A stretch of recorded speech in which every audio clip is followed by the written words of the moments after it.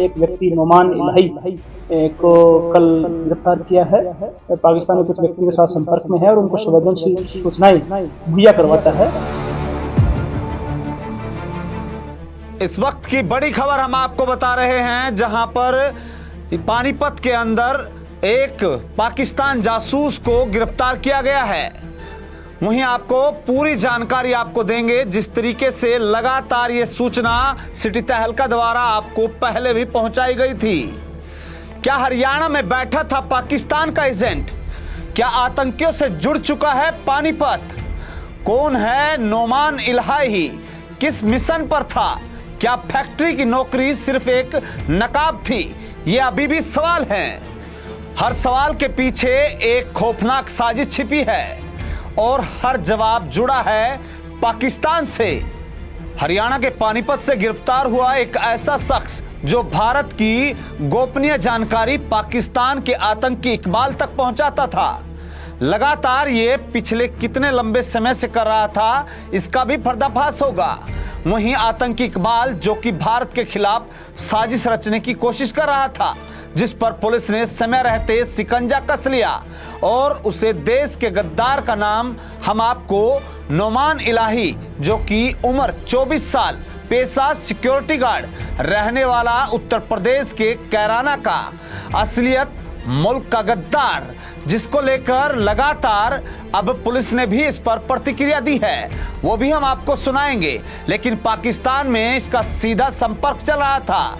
जी हां, लगातार यहां की जानकारी पाकिस्तान आतंकियों से साझा करना, उसकी आवाज में पैसा लेना इस गद्दार का पेशा है। सिर्फ सिक्योरिटी गार्ड एक बहाना था। आज देश में जिस तरीके से हालात चल रहे हैं, उस बीच यह पुलिस द्वारा बड़ी कामयाबी हासिल हुई है। हर मैसेज के साथ जहां अपनी जानकारी साझा करना, हिंदुस्तान की सुरक्षा से जुड़ी अहम जानकारियां दे रहा था। पुलिस ने सूचना के आधार पर जब जांच की तो सीधा आतंकी नेटवर्क के साथ कनेक्शन पाया गया। पूरे मसले पर अब डीएसपी और पुलिस कप्तान गंगाराम पुनिया ने जहां इस पर क्या कुछ कहा, हम आपको सुनाते हैं। देखिए, हमें एक इनपुट प्राप्त हुआ था। इनपुट पे कार्रवाई करते हुए और बाकी विश्वसनीय साक्ष्य एकत्रित करके एक व्यक्ति नोमान इलाही को कल गिरफ्तार किया है। इस संबंध में इंडस्ट्रियल एरिया पानीपत में एक एफआईआर भी रजिस्टर की गई है और आरोपी से भी पूछताछ जारी है। इसमें आरोप ये थे कि ये व्यक्ति पाकिस्तान में कुछ व्यक्तियों के साथ संपर्क में है और उनको संवेदनशील सूचनाएं मुहैया करवाता है। तो इस संबंध में हमने जो भी इलेक्ट्रॉनिक इक्विपमेंट है वो भी सीज किया है, उनका भी एनालिसिस कर रहे हैं। कहाँ का रहने वाला है और इसकी क्या बैकग्राउंड है?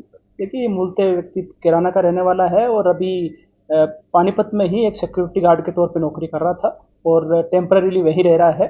तो उसके बाद में इस व्यक्ति से पूछताछ की गई और जो भी साक्ष्य हमने जो एकत्रित किए थे उसके आधार पर इसकी गिरफ्तारी की। कैसे गिरफ्तार किया गया? कैसे सूचना मिली पुलिस को? देखिए, जैसे मैंने आपको बताया, हमें एक रिलायबल इनपुट प्राप्त हुआ था। उस इनपुट के आधार पे हमने बाकी जो भी लोगों से पूछताछ करी, इस संबंध में जो भी रिलायबल एविडेंसेस थे वो एकत्रित किए और जो इस व्यक्ति से भी पूछताछ की गई और इसके इलेक्ट्रॉनिक जो भी इक्विपमेंट थे उनका भी एनालिसिस किया गया, जो प्रथम दृष्टया आरोप सही पाए जाने के आधार पे इसको गिरफ्तार किया। टेररिस्ट गतिविधियां से किसी से जुड़ा हुआ था? देखिए, जैसे मैंने बताया कि कुछ व्यक्तियों के संपर्क में था और उनको कुछ सेंसिटिव या इम्पोर्टेंट इन्फॉर्मेशन ये मुहैया करवा रहा था। लेकिन अभी क्योंकि मामला जो है वो जांच है वो प्रारंभिक चरण पे है, तो इसे अभी और गहनता की पूछताछ की जरूरत है। वो अभी हमारी टीम कार्रवाई कर रही है। और भी लोग हो सकते हैं सर? देखिए, जैसे मैंने बताया कि अभी क्योंकि इन्वेस्टिगेशन प्रिलिमिनरी स्टेज पे है और आरोपी से भी काफ़ी पूछताछ होने बकाया है, तो जैसे ही पूछताछ के दौरान जो चीज़ें सामने आएगी उनका बाकी साक्ष्य के आधार पे और तथ्यों के आधार पर मिलान किया जाएगा और उसके आधार पर जांच आगे बढ़ाई जाएगी। पैसे वगैरह भी है तो कैसे पैसे लेता था उनसे? तो देखिए, कुछ जानकारी हमारे सामने आई थी, लेकिन इस संबंध में जो और क्योंकि दस्तावेज हमें एकत्रित करना है वो हम दस्तावेज एकत्रित करेंगे और इसके बाद में ये सूचना पुख्ता पाए जाने पे भी आगे कार्रवाई करेंगे। जहां एसपी गंगाराम पुनिया द्वारा कहा कि हमें इनपुट मिला था जब कोई इलेक्ट्रॉनिक सबूतों के सामने, जहां इसके साथ नोमान पाकिस्तान से मौजूद लगातार संवेदनशील सूचनाएं साझा कर रहा था, जिसको लेकर इसकी लगातार इस पर नजर रखी गई। ऑपरेशन सिंदूर के बाद भारत हाई अलर्ट पर था और उसी दौरान इस गद्दार का चेहरा सामने आया है और फैक्ट्री तो इसके लिए एक बहाना था।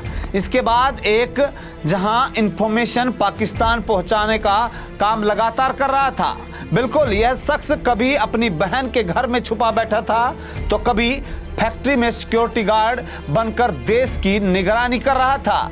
आतंकी इकबाल के साथ इसका सीधा संपर्क था। नकली नौकरी, असली मिशन कुछ और। इसको लेकर मुल्क के भीतर मुल्क से गद्दारी ये बर्दाश्त नहीं है और इस पर पुलिस ने बड़ी कामयाबी हासिल की है। क्या नोमान अकेला है या फिर इसके पीछे छुपा कोई पूरा पाकिस्तानी नेटवर्क है,